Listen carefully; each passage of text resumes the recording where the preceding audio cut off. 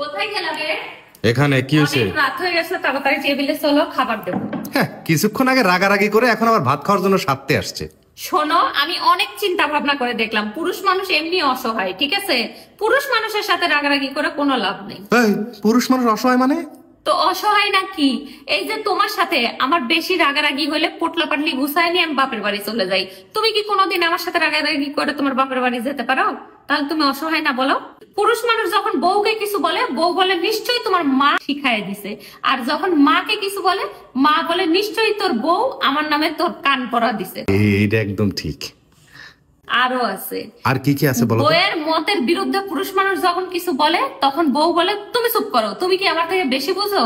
আবার যখন মা বাবাকে বলতে চায়, মা বাবা বলে তুই কি বুঝিস, ছোট মানুষ, চুপ করে থাক, বেশি কথা বলিস না।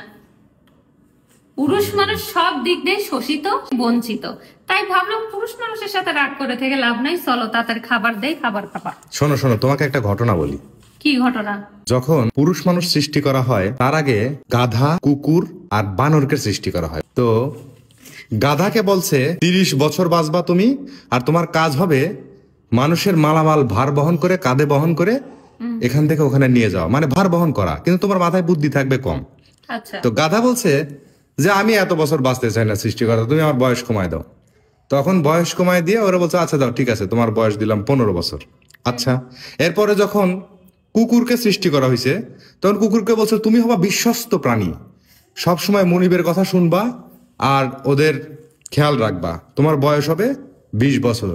কুকুর বলছে যে আমি এত বছর বাঁচতে চাই না, খোদা তুমি আমার বয়স কমায় দাও। তখন তার আবার কি বলছে, ঠিক আছে তুমি 10 বছর বাঁচবা। আচ্ছা ঠিক আছে।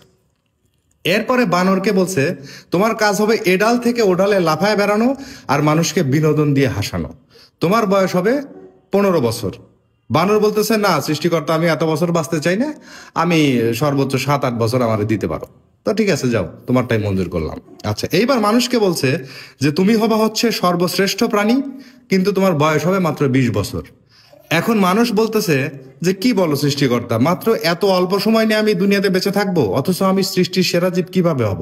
তুমি ওই যে গাধা, কুকুর আর বানরের যে বয়সটা কেটে নিছো, ওইটা তুমি আমারে দিয়ে দাও। তখন সৃষ্টিকর্তা তাই মঞ্জুর করছে।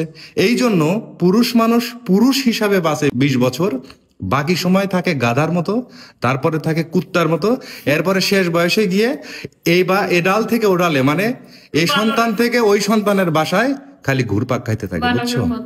এটাই হচ্ছে পুরুষ মানুষের এই জীবন। জন্যই আমি ভেবে দেখলাম তোমার সাথে রাগ করে থেকে কোনো লাভ নাই, আমি খাবার আনতেছি, তাড়াতাড়ি বসে খেয়ে দাও, ঠিক আছে? যাক, তুমি যে বুঝতে পারছো, বোঝার জন্য ধন্যবাদ।